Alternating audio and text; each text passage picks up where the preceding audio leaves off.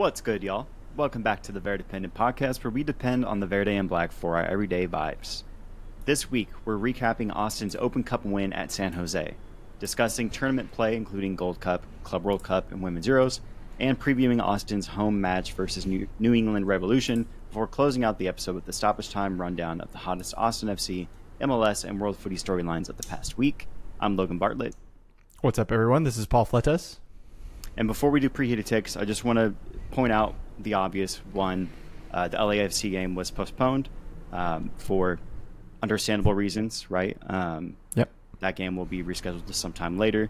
So obviously we're not going to talk about that. And, just our hearts and thoughts go out to the entire Central Texas community, those in Kerrville and the Hill Country. We'll touch on that a little bit more later. But changing the tone, let's get into some preheated takes. Paul, start us off. Yeah, man. Happy to get to it. Bring a little bit of positivity. I think I texted you way after midnight last night saying we just need to get active on the pod.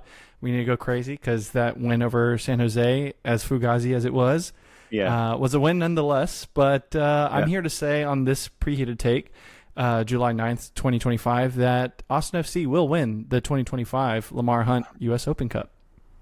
I love it, dude. I love it because, one, we could take Mini on the road. No sweat. 2, we'll be hosting the final in Austin, which makes it even sweeter, Imagine, bro. So, I like that. I like that take. I'm going to ride with you on that one. Do it. And this kind of feeds into it, right? My preheated take. If this actually happens, we're in good standing to make that kind of run into the final. Yeah. I'm saying the Mirto Uzuni experience begins this Saturday. He hit the penalty. He saw another goal hit a ball hit the back of the net that didn't count on the offside, but still. Right. And then he hit the PK and the shootout. It's 3 goals in one game for his mental. Cool. And I think it's really important for fans to understand. Going back to the PKs, I mean, those are heavy pressure situations also, and for him to be able to perform and execute under that much pressure and tension. I mean, yep. Yeah. It bodes well. So I think he has a good run here in the Final 14 and then the Open Cup as well. I think he's just going to kind of show his worth, and prove the doubters and the haters. So yeah. In parentheses of my preheated take, I didn't put this on the doc, but I also said that we're not making the playoffs. But that's a totally different thing. We just need 2 wins, and we're lifting silverware. That's what I'm looking forward to. Yeah, I like it either way. But we'll talk a little bit about why that may be. San Jose, man, chaos as always. Absolute roller coaster of a game. Yes. So obviously Austin, please. I was just saying you called it. You said it was going to be goals and it was going to be a PK shootout, dude. So yeah, I nailed the preheated take last week, and my prediction saying that there would be at least 4 goals scored collectively. Yeah. That happened, and then that we win in PKs, and that also happened. So I don't know what I get for that, but I'm just gonna wait for it to come to me. Yeah, some sort of prize, or I don't know, Austin FC send me a jersey. It is, whatever. We'll figure it out. Yeah. Signed jersey maybe. Uzuni from the game. Just an idea. Cam, if you're listening, I expect that. So the obvious, Austin move on to the Open Cup semifinal after withstanding the San Jose Earthquakes and winning a penalty shootout as predicted by yours truly. The match ended 2-2 after 120 minutes, and Austin prevailed on the backs of Brad Stuver mostly. Yeah, looking like Atlas out there carrying the world. Insane. But also shout out Owen Wolf, great performance, 120 minutes and the clinching PK to win the shootout.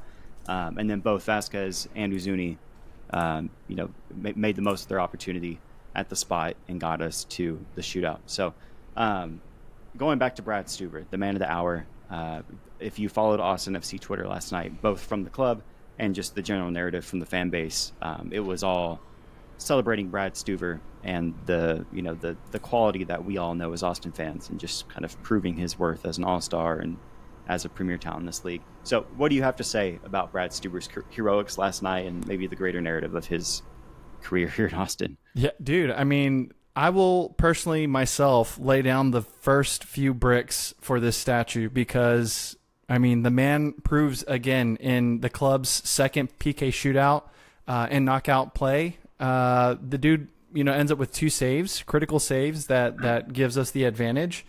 And I mean, yeah, I think just from beginning to end, granted, there was a little bit of concern, especially in that first half when Arango, put it in 12 minutes into the match, that it was going to be one of those games. But I think despite all that, Stuver still came out hella saves, really commanding final, last third of the match essentially, and then to be able to get that first PK save against Arango. I mean, oh my God, I know I woke Kate up. Actually, no, she was up. I woke her up before the shootout, so she could watch as well. Yeah. But we were both just like, yeah, so it was awesome. How about you, man? What are your thoughts? It was very reminiscent of like the peak Stuver days at the team's lowest when Stuver was at his highest. It almost seemed out of necessity. Sure, yeah. Keeping us in games.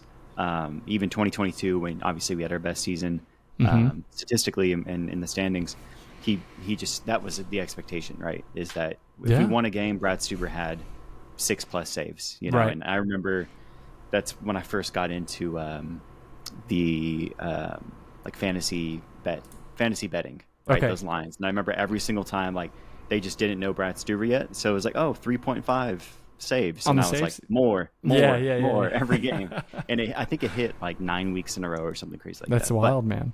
Anyway, who cares about gambling? Brad Stuber, just one of the classic games. This will go up on at this point. If you were to retire today, this would be top 3, top 2 performances for the club in terms of importance. Obviously, the RSL game in the playoff is number 1, most likely. I think many would agree there, but this is 2, if not top 3, top 5 of just like memorable Stuber performances. To get 9 saves, not including the penalties, which is the highest number for the season for him. And then obviously those 2 big saves and the penalties. He and Matt Freese have to duke it out for the best shot stopper in the U.S. right now. So, well, and I mean, I still think it's so silly that he hasn't even gotten a sniff for any kind of U.S. men's national team call-ups. Right. But given the state of that organization right now, respectfully, I think as a Austin FC fan, I don't want Brad anywhere near that cesspool right now, and I know that for, American players, it's, for many of them, it's an honor, to wear the badge and all that stuff. But like, bro, what is Puch doing? And I know we're going to talk about that later, but like, that's a whole different thing. But to bring it back to Brad, day 1, nailed on starter. I mean, bro, he is him for real. Yeah, no, truly. I hate to change the tone of this to talk about the obvious elephant in the room. The cost, bro. Yeah, the cost. That's a good way to put it. Brandon Vasquez, he equalized the game at 1-1 in the 65th minute after earning a penalty himself and then slotting it home. 3 attacking subs entered immediately following the goal, which bode well for us in momentum. We had Uzuni, Taylor, and Rubio all come on. Yep. And it felt like we had good momentum after that goal. The next few minutes, we were pressing high. We were causing disruptions and creating something. And then Vasquez falls to the ground with a non-contact knee injury, and he's stretchered off the pitch 4 or 5 minutes later. An injury of this nature is never good, right? And BV9 was seen on crutches, albeit with a smile, in the customary post-match locker room photo. We can speculate all day on timeline and severity. We'll know eventually from the club, but it's not good. We know that. So what is your immediate reaction to this injury? Dude, my head was in my hands for just the longest, because it was just kind of unbelievable that, to equalize and then to go down that way. I mean, you're immediately thinking about his fortunes for, the All-Star game and the rest of the season, quite frankly. And he had been doing really well. His form in Open Cup play was always looking good. I think what he was up to, that was his 5th goal technically on that PK, or 4th goal. Fourth. Regardless, I mean, he was really like a man in good form throughout the tournament for us. And so to lose him now is going to be a heavy blow, but to find the silver lining, we are going to have to figure out who's going to step up and try their best to, just maximize this opportunity while he's out. But, all the best to Brandon, and hopefully it's nothing, serious, although, it definitely didn't look well getting carted off the field there. But, the sooner he heals and gets back to it, the better, we'll be. Yeah. Yeah. You summed that up well. I think, all there is really to say is just like, heal up, man. Like, the team's got you. Yep. You carried us to this point in a way, right? You were our main offensive contributor on the stat sheet throughout the Open Cup and the larger season. Yeah. 9 goals on the season. Yeah. So we need the guys to step up and make up that difference and come together as a team around this. I'll say this, not to kind of find the humor in that necessarily, but like, the benefit of flopping in soccer is that when it's a real injury, because everybody goes down, they grab the spot that hurts and they run around and they roll around, and you're like, okay, well, that's not real, obviously, because you're not going to grab the part that just snapped. And Vasquez falls to the ground, goes on his back and grabs his face, and he's clearly distraught. You're like, okay, that's an injury. Yeah. Shit, Yeah. And I'm laying there in bed with Maggie and watching the game, and he goes down. I'm like, dude, not the Open Cup, please. Like, this isn't worth the Open Cup, in my opinion. Like, because this could be bad. This could be a year. This could be 18 months, depending on the severity of it, right? Yeah. If he has to get surgery, if it's PCL, right? Like, I'm not going to talk any further on timelines. Yeah. Timelines, but it could. There's a huge window of how long this could be. It could be a couple months. It could be a year and a half. And so, without knowing anything, it's like losing Brandon Vasquez for the next year plus is not worth beating San Jose. And at that point, we didn't know. Like, it was 1-1. The team didn't look good up to that point. It was our first shot on target, which we'll get to in just a sec. But, in fact, let's get to it now. This win isn't a pretty one, right? And to that point, Austin received 5 yellow cards on the night, all across the back line. There was frustrations. We didn't get a shot on target until that penalty in the 65th minute. And we couldn't capitalize on the few chances we created in the run of play. So, without Stuber's heroics, this game could have been a blowout. It looked like it was that way because Stuber has 9 saves. They're tough, difficult saves. Yeah. San Jose's peppering the goal. It's not a pretty thing. So with that injury, right, we can expect uncertainty. And I don't want to see a season next year where we're missing Brandon Vasquez for a significant time because we're going to get even more uncertainty with this roster in that case. So let's look to the end of this year, keeping kind of a shorter time frame in mind. End of this season, what are your expectations for the club in the final 14 matches of the year? And then obviously Open Cup, we know we're going to win that, but sure, the rest of the games to be played. Yeah, I think this is a really good question, just because in terms of like offensive output, I'm looking at something very similar to the second half of the 2021 season, our inaugural year in MLS play, where we had a makeshift striker, in Cecilio Dominguez that led the team that year with 9 goals, I believe. Yeah. Something like that. And so all that to say, it's like, it doesn't look good when our main man is out. But we have pieces. We have, what is it? Thoughts of a plan or something like that was the joke. Yeah. It's going to be tough, man. And that's why I said in the preheated take that I don't think we make playoffs. I'll be honest with you. I think we hover the line as close as we can. But I mean, when I look at it, I'm like, without our key striker, do I want to continue to like try and force these pieces that can't quite, create a cohesive attack throughout a challenging, postseason? I don't want to do that, man. That's me. But I think I'm expecting a lot more of kind of a return to the early season form that we had, which was bunkering and countering.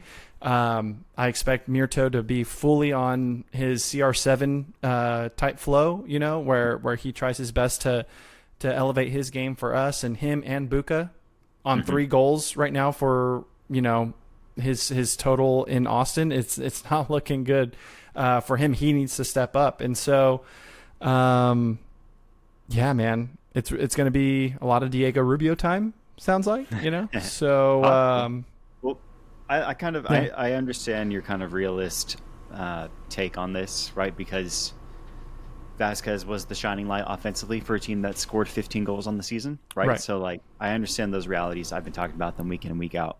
Yeah. But going back to the preheated take, like, I know those are kind of funny sometimes and lighthearted, and we're, overreaching a lot. But I truly think, that reference of like the CR7 flow, Uzuni really elevating his game.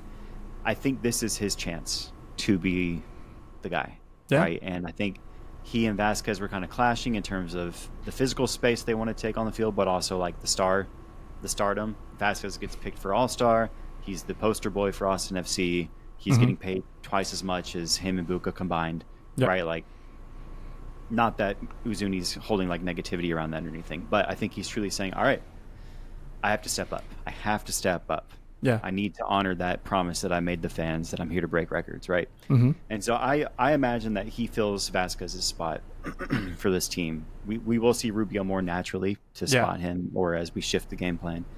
So you're right there. But I don't know. I think there's something that could be brewing with this kind of in scarcity in the attack, where there's 4 people that can fight for a position realistically across that front 3. Yeah. Buka, Robert Taylor, obviously Uzuni, Diego, maybe a 5th can be Gallagher, right? Then you kind of have like the BC tier of Fodry and Jimmy, who might come up and get some spot minutes off the bench. But I think this is a time where we see competition of minutes is good, especially, for a team that's still figuring things out. But when a guy knows that he is guaranteed a spot in a way because there's no one else to fill it, he can get comfortable, he can get reps, he can get familiar, and that's more so with Robert Taylor than any other guy. I think Uzuni needs to elevate his game, and I think Robert Taylor needs to get opportunity. And that may unlock something for this team. Not to say that we're going to all of a sudden be San Jose on offense and scoring 40 goals in the second half of the season, but I think there's just an opportunity because of scarcity, because Uzuni knows his role now. He's like, cool, I am the 9.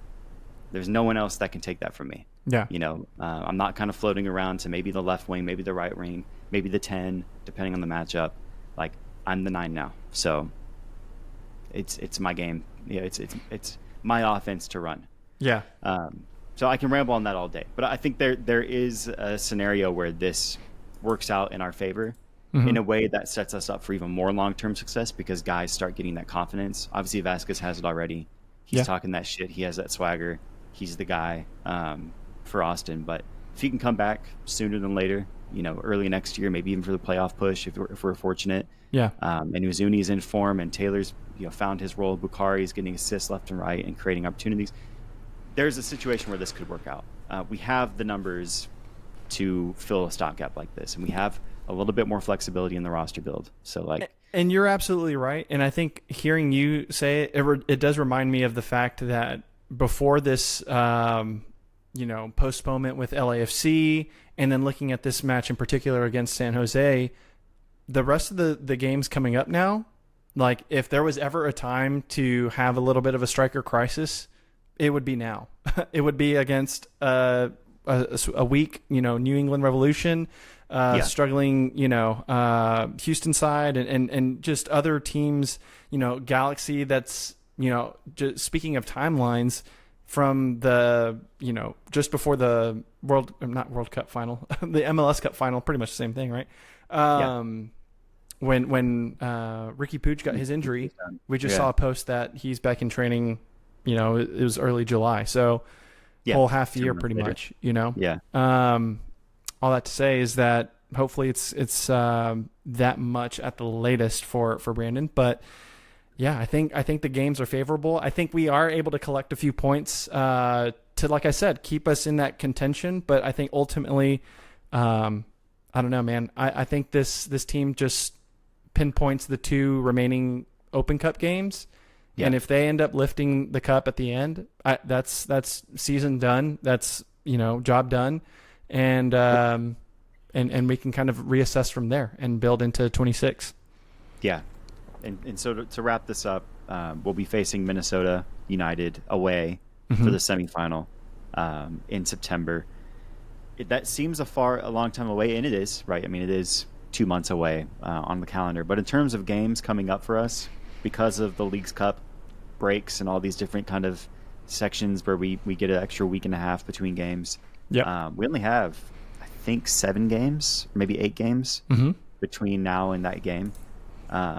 So, 2 months, a little over 2 months, but only less than a game a week between now and then. So, we have time to prepare for that game. We have time to go after points because we'll have so many rest breaks in between these games coming up. Yeah. So we're in a favorable time of the season to be facing a little bit of adversity, easier schedule, time before the next big game that we're going to be pinpointing. So we have the opportunity to pick up some good points, despite Vasquez. And the opportunity's there, but it's also on the flip side. I hate to come back and flip flop on everyone, but I wouldn't be surprised if this ends up with a string of D's, draws just down the board, where it's a 1-1 or it's a 0-0 type beat, and it's gonna be frustrating, I think, for this stretch if we're not coming away with the 3 points as it normally would be. But given the fact that you got, like I said, Revolution, Galaxy, DC United's not good, Dynamo's struggling, Montreal's down there, we got to do something. Yeah. But yeah. No, so we'll see. We'll see. I mean, we have a sparse schedule between now and September. Every 10 days or so we have a game. So let's move on to some tournament play discussion. Let's do it. So we'll start with the Gold Cup. So the U.S. and Mexico met in the Gold Cup final for the 8th time in 18 opportunities or 18 renditions of this version of the Gold Cup. And Mexico took the cup to extend their lead to 10 cups all time to the U.S.'s 7, who is second. The only other country to take a cup in this era is Canada, who has 1. Otherwise, it's just U.S. and Mexico. Yeah. The 2-1 result wasn't without controversy, though, as the world still struggles to understand what a handball is. I will preface that before opening that conversation is Mexico deserved this game. They outplayed the U.S. in terms of possession, offense, all of the above. Great opportunities, great finishes. If you're resting your laurels on an uncalled handball, you didn't play a good game. Yeah. So, thoughts on this game, by and large? Yeah, I'm gonna switch it over to thoughts on a player specifically, and his name is Diego Luna. And I think what I want to say here is that we have to be careful as two dudes that talk sometimes about the national team. For me, I don't understand the hype around Diego Luna. I'll be completely honest. I've seen him, and I think he's a really good young player, but the hype around this man, and the perversion of his story coming up and how he worked his little, barista job to get better at talking to people. Bro, congrats on being a regular kid that has to work, to figure out how to be social. I guess, I don't know. For me, stuff like that, it's just what are we doing? Yeah, he's scoring goals against lesser teams, but when it comes down to it, Mexico's always going to have our number, and they're always going to give us a fight. And he just spent more time covering ground and trying to get himself in the game, and it never really showed. And I'm just it's not even overhype. It's just this kid is still too young to really be given that kind of he's the next Pulisic. He's the whatever. I don't know, man. That's my rant. But yeah, I think you're right. I think Mexico deserved it. And we can talk all about that little handball situation. But end of the day, man, ball don't lie. Yeah, it's funny. Just watching the replays and watching the narrative around the no-call handball. Yeah. It's like, well, his hand landed on the ball and stopped it from moving. Right. So, what are we But calling it? I think the argument was it's supporting the player as he's on the way down or whatever. So landing. Anyway. Also, don't get crossed up. Gee, damn. Straight up, bro. I'm so damn. Don't break your ankles and you won't fall. You know. I meant to say this at the end of that game, but the men's team is not the women's team, bro. Mm-hmm. They don't have Emma Hayes at the helm who is able to call in whoever she wants, and they just like magic dust fucking blast whoever they're playing. Yeah. Pochettino doesn't have it like that, bro. Like, respectfully, he's lucky to still be in this position right now. Like, he should be sacked 3 days ago is what I'm trying to say. He's like, yeah, bro's got a dip, and we got to figure something else out. But, yeah, he ain't it, man. Yeah, there's been a lot of discussion. I think it was the Johan Cruyff autobiography or whatever he was writing. He was talking about Jurgen and his time with the U.S. national team and blah, blah, blah, or whatever it was. Klinsmann? And he was like, what's up? Jurgen Klinsmann? Yeah, you're good. Okay, just checking. Yeah, Johan Cruyff was talking about this in his book. He's like, yeah, it's all fucked up there. The national team is a MLS puppet, and like you can't bring in who you want to bring in. So like taking that job is a death sentence every time for just freedom, for tactical and roster freedom. Like sure. That's the last place you want to go. Good options that you can't use. Right. That's been popping up a lot on Twitter. People like quoting or posting pictures of that page of the book talking about it. Very interesting. It's so frustrating, and I know that we don't have to spend too much more time on this, but because there are other tournaments that we should talk about. But yes. I just think back to the talent that we have now on the U.S. men's national team, but looking at a manager that we had in the style of like Bruce Arena, who was the most winningest, men's national team coach in its history. And so it's like, bro, could we have taken a Arena type guy and put him with this roster who's supposed to be our golden generation or whatever, and see what that looks like? But nah, we got ex Tottenham, ex mid Chelsea, ex whatever. Dude, I'm so frustrated. Let's keep talking, bro. Let's next tournament, please. Yeah, let's get to some fun stuff here. So yes, Chelsea, they secure their place in the Club World Cup final after a 2-0 win over Thiago Silva's Fluminense.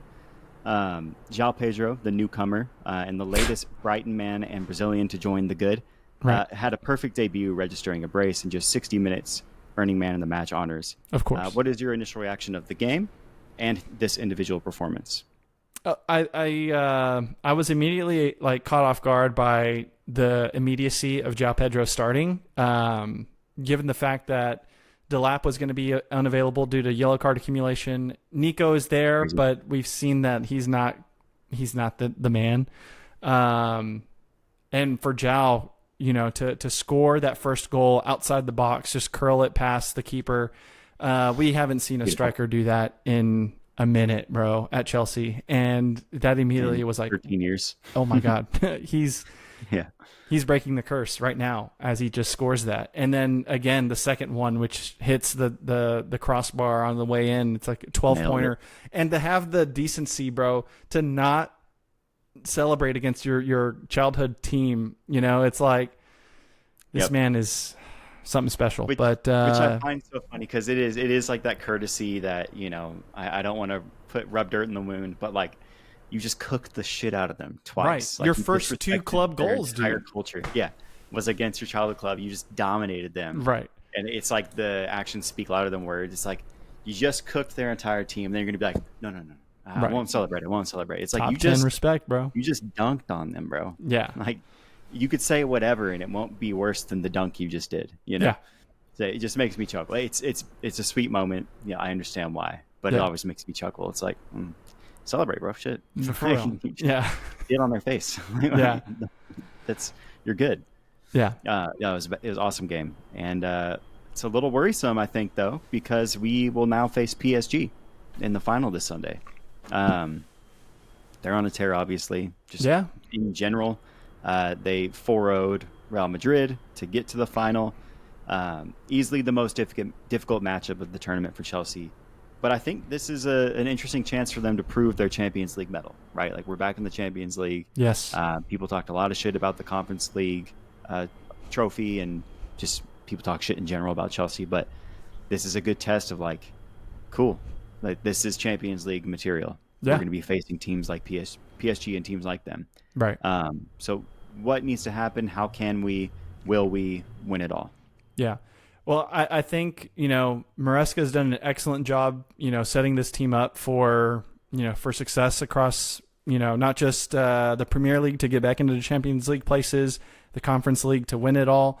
And now we see him reaching a second final in, just under a month, basically. Yeah. Or a little over a month, sorry. But all that to say is I think he's going to be a tactical master genius, whatever. I think Caicedo is going to be key.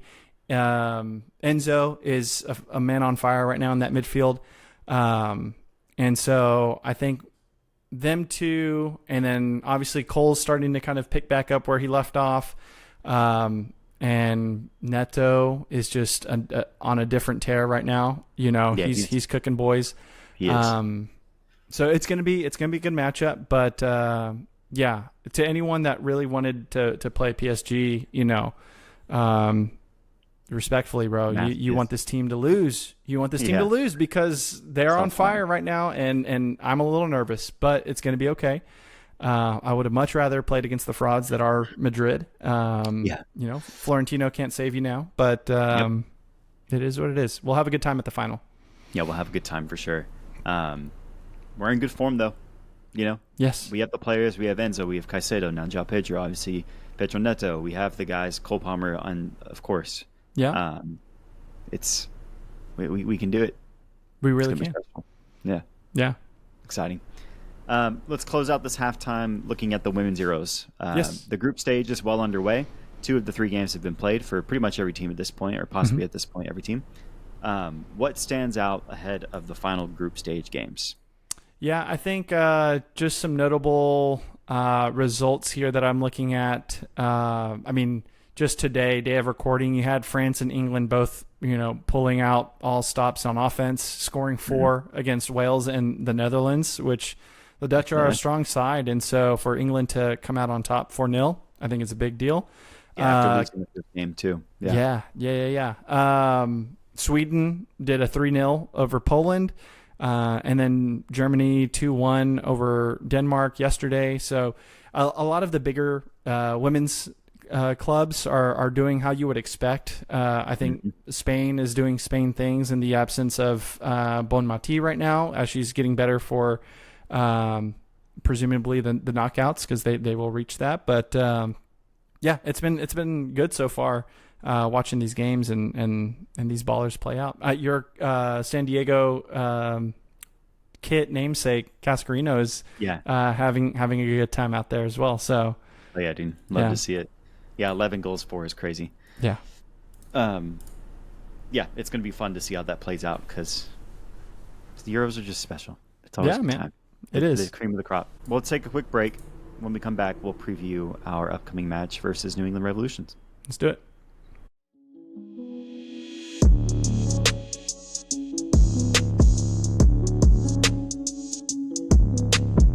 Yo, Lobar, it is summertime, my man, and we got a lot of stuff lined up for Memento this season, G. I know I'm already looking at some concerts that I'm going to be going to, and obviously we got a hella, Austin FC games that we got to log.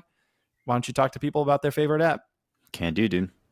Memento is your sports scrapbook for Austin FC and your beta-tested music scrapbook for your music-going experience.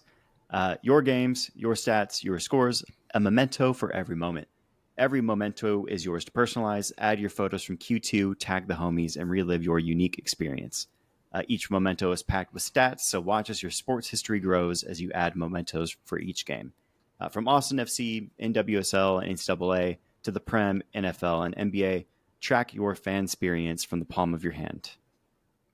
Did you know that I've watched Austin FC 90 times, bro? Damn. That's... How many times have you watched that? How many times have you watched that team, bro? I think it was 87, and I just added the last one, so I think it's 88 total. That's crazy, bro. Yeah.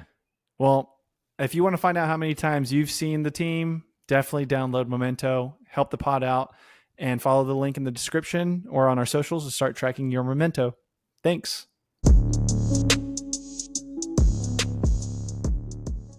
And we're back. Looking ahead to Saturday's home matchup against the New England Revolution. Shin or Shins? Who cares? They suck. Let's hope Spins. Austin's road win momentum could carry on to Q2. New England has earned 16 of their 20 points on the road this season. That's interesting and the opposite of pretty much every other MLS team. Right. So, that bodes an interesting conundrum as we come back to Q2, where we've been decent this year, but by no means the fortress that we'd hoped Q2 would be.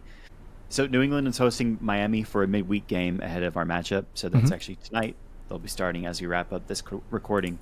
As it is, we are above them on points now, and we're tied in goals allowed. That will likely change playing into Miami in some way, whether they win or lose, goals are scored or not.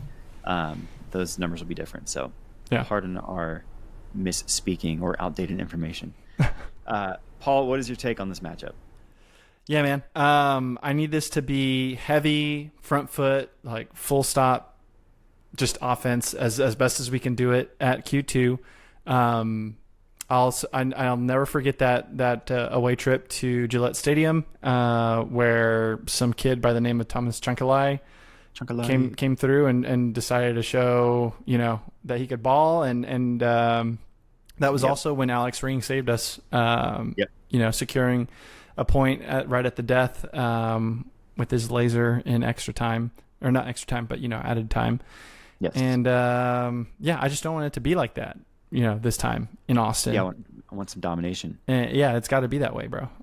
I'm in that same boat of just give me a game where we go all out on offense at the expense of all else. A little San Jose, if you will. Yeah, exactly. Even if we don't, when we don't do that, Stuver still needs 9 saves to win a game. You know what I mean? So just do it and let Stuver stand on his head because he's feeling himself right now. Yeah. He doesn't seem to be a guy that's gets frustrated over allowing a goal, other than getting frustrated at people for doing the wrong thing. But so I really just want to see games where we, at this point, just go all out, get offensive momentum, carry on that Open Cup momentum that we've got. We beat El Paso 3-2, and we were like, oh shit, maybe this is a good momentum, and then we didn't do shit for the next 3 months or 2 months in scoring. Yep. And so we just beat San Jose, who's a decent team. They're a good team. We beat them. Even if it's in the Open Cup, that means something. We scored 2 goals on them. Yeah. So carry that momentum and just say cool, we're just gonna shoot a lot of goals. Yeah. We're gonna get Uzduni and Taylor and Bukhari and Rubio and whoever else just in as many good positions as possible and just try to score some goals because we need to see goals scored in MLS. It just has to happen. It's going to constantly be, kind of an invisible force that's just weighing down on us. Right. We don't do it. So yeah. No, at the expense of everything. Get a goal. I echo that, man, because I'm selfish here when I say this, but when Kate watches the games with me and she hears the commentators make the easy blanket statement of, Austin only has 15 goals on the year or whatever, and it's the lowest, goals in MLS. She's like, that's so annoying. And I was like, babe, this offense is annoying. She's like, oh, it's just an annoying thing to say. And so please, team, can you please score so that way commentators don't say the things that annoy my wife when we're trying to watch the footy together, I will say, not to distract from that, and I'll give you the mic back, but going back to the San Jose game, I think the commentators did a good job because they did say that early in the game. They did, but they had a lot of astute observations of this offense is too stagnant, it's too predictable, and there's not enough momentum going up the field. Right. They just stop, and he pointed out specific things. He's like, look at that. Look at Wolf, Uzuni, and Danny Pereira, or no, it's Pereira, Wolf, and Savovic. They're all in the same pocket. They're 6 yards from each other. Yeah. That's a recipe for disaster, both in the offense when there's no options to pass to, and when you inevitably turn the ball over because you can't make a simple pass. There's no one there to cover. Yeah. So he made some good. And I'm totally just saying that because I know that it's so easy to look at our team and go, well, that's disjointed. That doesn't look like what I see other good teams do. So you call that out as you should. But my wife's a fan. She hasn't gotten to the point where I am, She is, yeah. where I'm like, I have to force myself to watch at this point because, We do a podcast. I'm a real fan, TM, and Yeah. it's trademarked, Pigeonholed and so. yourself. Yeah, like she doesn't like the slander. She won't stand for it. You know what I'm saying? She's like, that's my team. Whereas you thrive on it. Yeah, where I'm like, babe, they're not wrong. Yeah. But all that to say, looking at that game though, I'm just going to say this part, and then I'll be done with it. We shouldn't have won that game. that was very much. How did that not be a red card on Dessler? On Dessler. When he scraped up Espinoza like that. Yes, Espinoza was a little bit of a bitch. But also that was a gash on his knee. That was a whole He ass showed it gash the on sideline, his you're like, thing. "Ooh." Right. That's real. So watching him crash out over that was kind of funny. But yeah, I mean, yes, we were fortunate to get the PK calls, and I mean we got those, being in good positions, but we can't leave it up to stuff like that, dude. We can't. Yeah. You know what I'm saying? You have to take lessons from that game and apply them now. Yeah. Like apply them right now, Yes. 4 days later, and say, great, okay, we got away with some stuff, but also we showed great grit, good mettle. Yep. We powered through, and we made this happen, and despite all things, right? Yes. And so let's flip the script on this. Now we're playing a team that has struggled offensively for a large part of the season, and who are a decent defensive team. They're a decent road team, right? They're a good road team. So it's like, let's step up to the plate and win this game. And so, speaking of that offense, so Carlos Hill has been his usual high-performing self, having scored 7 goals and assisted 7 more this season.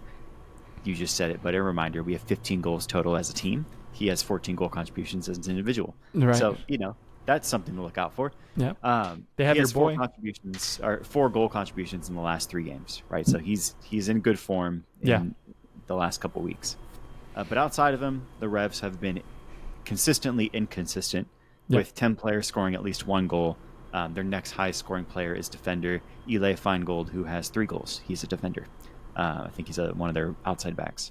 And then they have a trio of forwards, that being Chankalai, Maxi, Campana, who all have 2 apiece in 18-ish appearances. So, there's no one else that's stepping up in the same way that Heel is. So, do you think our defense can secure us at least a point on Saturday alone, like defensively can hold it down, get us that point, and let the offense win the game for us?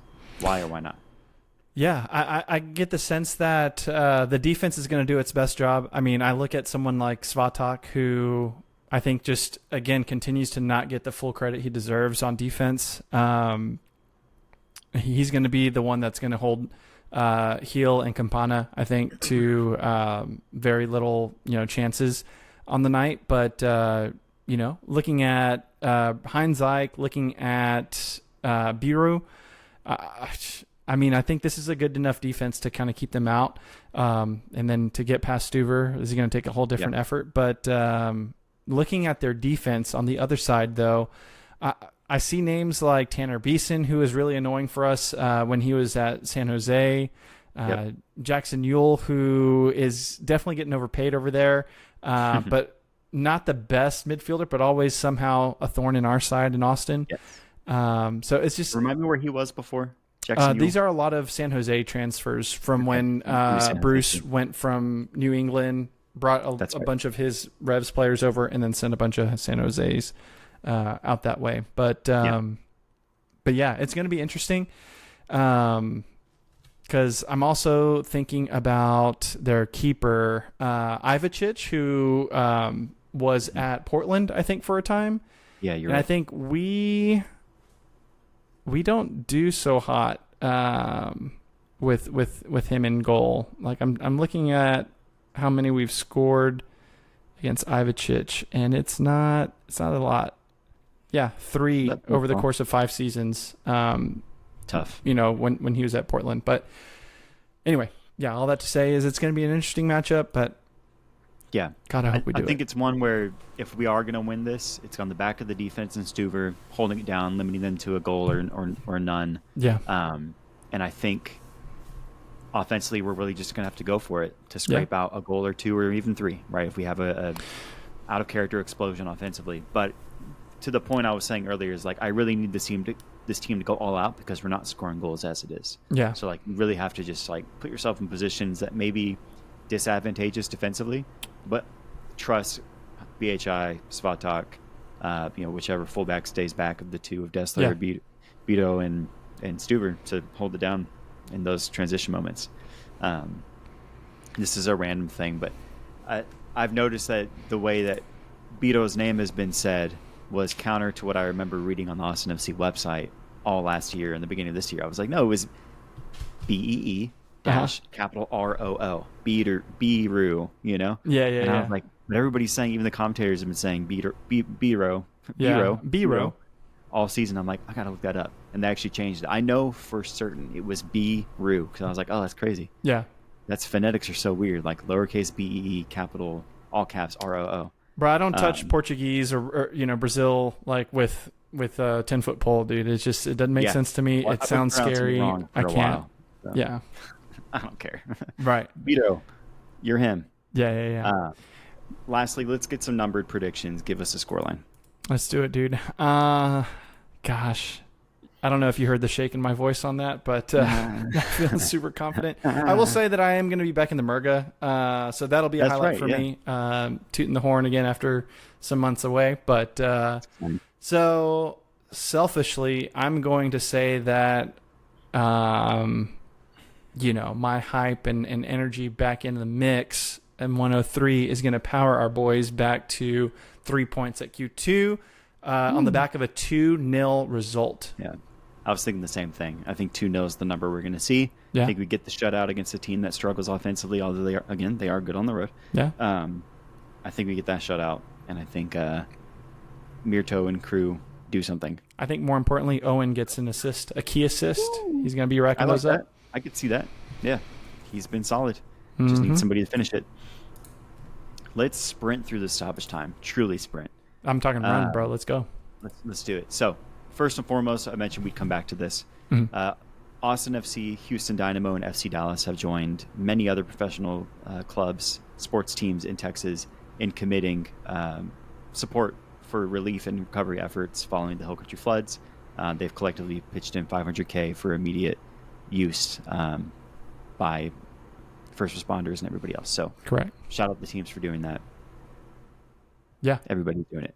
Yeah, no, it's important to do that. It's a reminder that the game is beautiful, not just because of the stories of the players and the communities, but more specifically the communities that the game is played in, and how it is a part of that. And so, big ups to the organizations for capitalizing that moment and acting that way. Yeah, rivalries on the pitch. At least most would agree that. But, we're still all Texas at the end of the day. So, True. Shout out to them. Looking elsewhere in MLS, Inter Miami is on track to sign Rodrigo de Paul. Paul, that's you. From Atletico Madrid. The fee is in the range, or reportedly in the range, of 15 to 20 million, which would mean he has to be a DP in theory, right? Unless he's signing a 12-year contract and making nothing. No. So, thoughts on that? Yeah, I mean, folks will remember from the last Men's World Cup in Qatar. I mean, Rodrigo de Paul is Messi's boyfriend, for real. So I guess Messi was getting a little lonely, despite already having all his homies from the mid 2010s Barca team. Yeah. Bro, whatever. I'm tired of Miami. I know it's bullshit because he's like in his prime still. Like he's 31. He's on the later end of his prime, but yeah, I mean he's still a really good baller for Madrid. Yeah. So it'd be an interesting change of age for Miami, which is good for them, but also bad for everybody else. And also just how is that legal? Anyway. Right. Looking locally, Austin Rise have their first ever playoff match. Second. In this new league. Second. Yes. They had one last year. The new setup. It's scheduled for July 12th at 8 p.m. in OKC, Oklahoma City. Yep. That's exciting. Is it going to be streamed? I would imagine it would be. It will be. I think they're going to share that information closer to the date. But it's going to be a good one. Cool. I'm guessing there's going to be some kind of watch party somewhere, either Hop Squad or maybe 1972 or some lucky fan's house. But yeah, it'll be a good time. Yeah, I wish it would have been on the next day, It's a 2-day first round, and so I wish it would have been the next day because 8 p.m. is about 22 minutes after kickoff for the Austin FC game. Yeah. So that's tough. Yeah. But, we'll be watching in spirit or keeping up with it, and I'm sure Yep. many others will. Looking a little less locally, but, close to heart for you, the Houston Dash thump Rayadas 4-0 in a home-friendly match. A little payback for the Mexico victory over U.S. That's right. Yeah, they were mad about it. But no, this is good, man, for the Dash to score more than one goal in a game. Delaney Sheehan got on the board. It was just good to see that. So good for them. Good for them. Yeah, was it 4 different goal scorers? I believe so. Yeah, I couldn't remember who all else, but I just remember seeing the Sheehan goal, and I was like, "Yep, that's it. She's back." But yeah, now they just need to translate that into the league because goddamn. But that sounds familiar. Yeah. Anyway. Yeah. Let's jump over to the J League. So we have some new teams atop, but familiar names. Yeah. Kashiwa Racel are number 1, just a point ahead of multi-time recent year winner of the league, Vissel Kobe, who are at 43 points, just a point behind them. They both make huge leaps to atop the table. A lot has changed in a league of parity. Yeah, man. Yeah, I haven't actually kept up with the J League in a little bit, but I'm glad to see that there's a little bit of rotation there at the top. Kashima Antlers, I think, had to have been struggling at some point and maybe hit a little bit of a dip there in form because they were up by a good margin. So interesting that Racel and Kobe are back up, but hell yeah, man. Yeah, to that point, you're spot on there. They went on a 3-game losing streak. Kashiwa Antlers did, and so now they're only 3 points behind first place. They're still tied for third, but a losing streak like that does not bode well when Vissel Kobe is on. They have 13 points in their last 5 games. Kashiwa has 10 points in their last 5 games. Like there's good competition there. So and a few other big rises. And I was just going to say, and I think Urara back in the mix now after their exit from Club World Cup. I think they're probably somewhere mid-table, I'm guessing. Yeah, they're about 10 points behind in 8th, but they've had a decent stretch in the last 5. And a few other big risers, Machida Zelvia as well. Yep. They're 4 straight wins to take them from bottom table to in the heart of the B tier of the playoff hunt or the cup hunt. So got MLS on my mind. Nobody else's playoffs. But anyway, it's exciting to see some change there, and we'll do a check-in sometime this month where we talk a little bit more about how and what went down. I'm glad that you mentioned this next point because that was something that I did see, and I was like, oh, that's gonna be interesting for sure. Yeah. So looking at J League, but more in the lens of global footy. Tottenham have signed Japan defender Kota Takai from J League side Kawasaki Frontale, £5 million pound deal for 5 years. Young player, but 20 stand out. Yep. And stand out, and Tottenham's investing in him as one of their future guys. Kind of in that Chelsea vein of 5+ year contracts for young guys. Granted, they paid a lot less, but it's a big signing for the J League and for that blue lock crew. Yeah, no, for real. Well, and I think something to also keep in mind for Spurs is that they do have some speedy defenders, looking at Van de Ven, looking at now Takai, who I think was logging a pretty consistent high speed up there during his time at Frontale. And so him, Pedro Porro, I mean, it's going to be an annoying defense, but not one that we're not going to be able to get past. So it'll be interesting to see how Thomas Frank puts those pieces together, hopefully in a very high line that we can just keep lumping balls over to, hopefully when we play works them. Out for us. But we'll see how it goes. Yep. And then to close it out, we spent a good amount of time on Chelsea, so it's not Chelsea point, but it's Chelsea adjacent, at least in the rumor mill. Victor Osimhen is all but officially confirmed to be joining Galatasaray for a very surprising $75 million. Which is a lot less than what the Chelsea tax was being thrown around back in the day. Right. Yeah. But the deal is all but signed. We're waiting the here we go from Fob, and it's a big move. and Yeah. he wants to go there. Osimhen's like, yeah, I want to sign there. Apparently, a 5-year deal on the table, and they're finalizing the payment structure, and they're good to go. But Yeah. yeah, That's great. That's good for him. Sounds like he's getting a bag. And to keep it Chelsea related even more, players will remember unlucky striker Alvaro Morata, who has recently been signed, or is I think about to be signed as a Monaco. Is it Monaco or Como?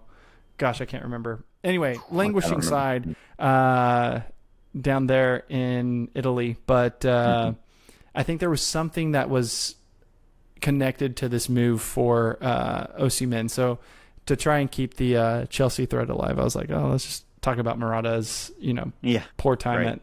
at Chelsea. But anyway, Yeah, well, it's just an interesting change in the market for a guy that was pushing what, like 120, if yeah, it was ask or something at one point. that was silly. He's almost half that. So anyway, we got João Pedro, bro. That's it, dude. Straight up, wow, Pedro. Yeah, it's crazy. Yeah, wow, Pedro, I like that. All right, we appreciate y'all kicking it with us on this week's episode of the Verdependent podcast. I'm Logan Bartlett. You can find me at LobarVHLM. And I'm Paul Fletes. You can catch me on Twitter at PaulAndrewFC. It's a government name. Government name. Keep the chatter going online by following at the Verdependent on socials. Like and subscribe wherever you get your podcasts. Pour a favorite, it'd be very helpful. And that's an episode, y'all. We'll be back next week. We're back into regular form. We do our weekly episodes. We're good to go. Peace out. See you at the queue.